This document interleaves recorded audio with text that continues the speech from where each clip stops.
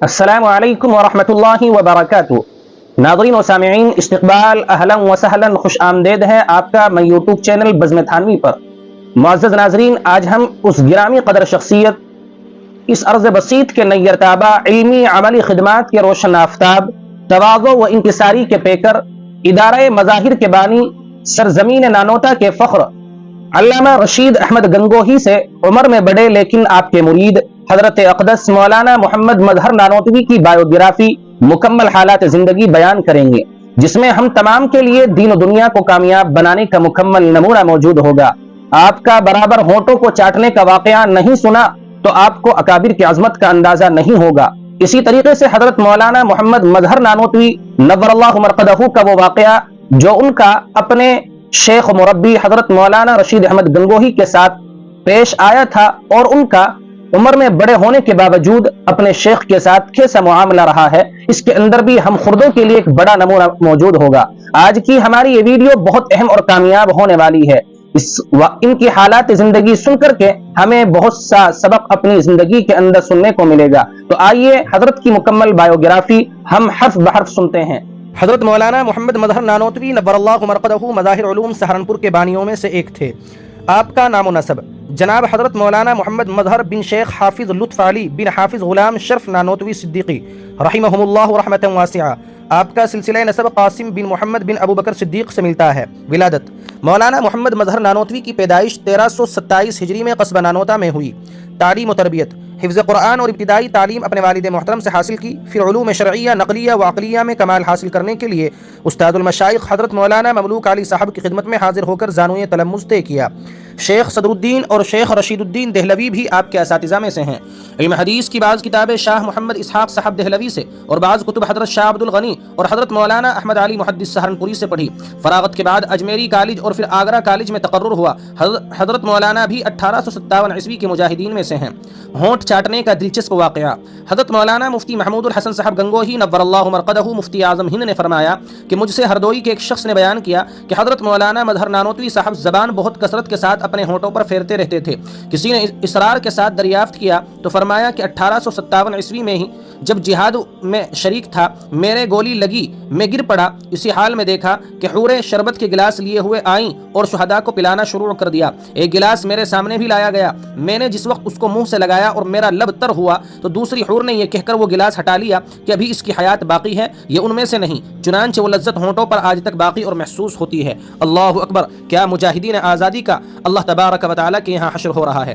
مظاہر علوم میں آپ کی آمد و خدمات: مظاہر علوم کی بنیاد ماہ رجب 1283 ہجری میں پڑی اور حضرت مولانا مظہر صاحب نانوتوی 3 ماہ کے بعد شوال المکرم میں تشریف لائے۔ آمد کا سبب حضرت مولانا سعادت علی رحمہ اللہ صاحب کا یاد فرمانا تھا۔ حضرت مولانا مظہر نانوتوی رحمہ اللہ نے یہاں آ کر نظام تعلیم کو بہتر بنانے اور اپنی پوری توجہ یہاں کی تعلیم و تربیت کو مضبوط بنانے پر مرکوز کر دی اور اس میں وہ کامیاب بھی ہوئے۔ چنانچہ حضرت قاضی فضل الرحمن صاحب، مولانا سعادت علی صاحب اور مولانا ذوالفقار علی صاحب جو والد ماجد تھے حضرت شیخ الہند نور اللہ مرقدہ کے، امتحان کی کامیابی اور طلبہ کی استعداد کی پختگی تحریر کرتے ہوئے لکھتے ہیں کہ یہ سب نتیجہ کارگزاری اور محنت مولانا مظہر نانوتوی کی ہے۔ ہم امید کرتے ہیں کہ دوسرے مدرس بھی ایسی ہی محنت کریں گے جیسا کہ مولوی صاحب رحمہ اللہ نے کی ہے۔ درس و تدریس: مظاہر علوم میں کم و بیش 19 سال رہے۔ اس عرصے میں مختلف علوم و فنون کی کتابیں پڑھائیں، مثلا تمام صحاح ستہ، مشکات، موطا امام مالک، سنن دارمی، شمائل ترمذی، ہدایہ، در مختار، قدوری، کنز الدقائق، شرح وقایہ، جلالین، بیضاوی، تفسیر کشاف، نور الانوار اور اصول الشاشی وغیرہ ان میں سے اکثر کتابوں کو سال میں 2 مرتبہ پڑھاتے تھے۔ مدرسے کے معاملے میں انتہائی احتیاط: حضرت مولانا مظہر نانوتوی رحمہ اللہ مدرسے کے معاملات میں تدین و تقوی پر کاربند رہتے تھے، بالخصوص اوقات مدرسہ میں بیجا تصرف سے بہت احتیاط فرماتے تھے۔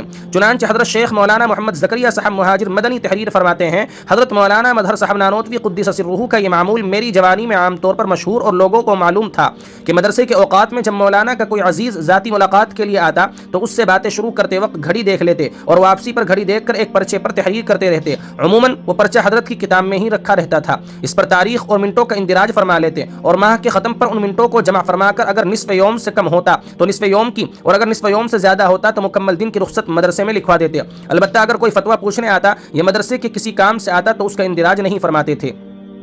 حج و زیارت حضرت مولانا رحمہ اللہ 1294 ہجری میں حضرت گنگوہی کے زیر سایہ 6 ماہ کی رخصت لے کر حج کو تشریف لے گئے. اس حج کے قافلے میں حضرت شیخ الہند نور اللہ مرقدہ، حضرت مولانا محمد یعقوب صاحب نانوتوی اور مولانا رفیع الدین صاحب بھی تھے. آپ کی عدم موجودگی میں صدارت اور تدریس کی ذمہ داری حضرت مولانا احمد علی محدث سہارنپوری نے انجام دی.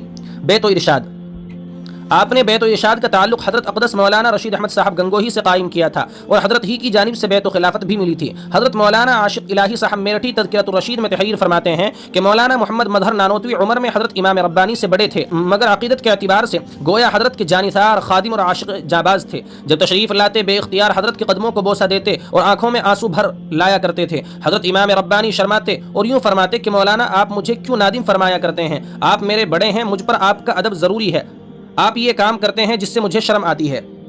حضرت مولانا محمد مظہر صاحب نانوتوی صاحب بصیرت تھے. حضرت کی علو شان اور مرتبت نیز اپنی قربت و محبت کے سبب جو کچھ کرتے تھے وہ ان کا طبعی تقاضا تھا، مگر امام ربانی کی برسنی کے پاس و لحاظ سے اور جناب رسول اللہ صلی اللہ علیہ وسلم کے ارشاد من لم یرحم صغیرنا ولم یوقر کبیرنا فلیس منا کے امتثال کو بھول نہیں سکتے تھے.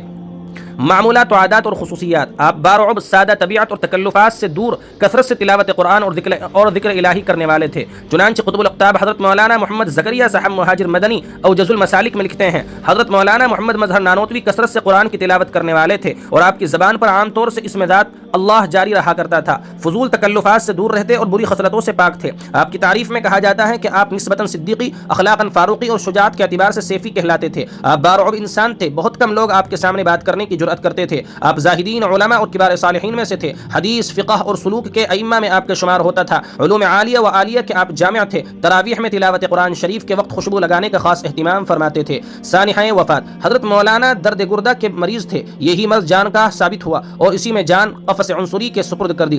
چنانچہ 24 ذی الحجہ 1302 ہجری میں شب یکشنبہ 13 اکتوبر 1885 عیسوی میں 8 بجے اس دار فانی کو الوداع کہتے ہوئے رحلت فرما گئے. انتقال کے وقت بمقتضائے حدیث المؤمن یموت بعرق الجبین آپ کی پیشانی پر کثرت سے پسینہ آ رہا تھا. کل عمر 70 سال ہوئی. حضرت مولانا رشید احمد صاحب گنگوہی حضرت مولانا خلیل احمد سہارنپوری کو تعزیت کرتے ہوئے لکھتے ہیں کہ اب حادثہ جدید یہ ہوا کہ مولوی مظہر صاحب مرحوم 24 شب ذی الحجہ کو فوت ہوئے. عالم میں اندھیرا ہوا، اب سب رفیق رخصت ہو گئے. دیکھیے کب تک میری قسمت میں اس دنیا کے دھکے لکھے ہوئے ہیں.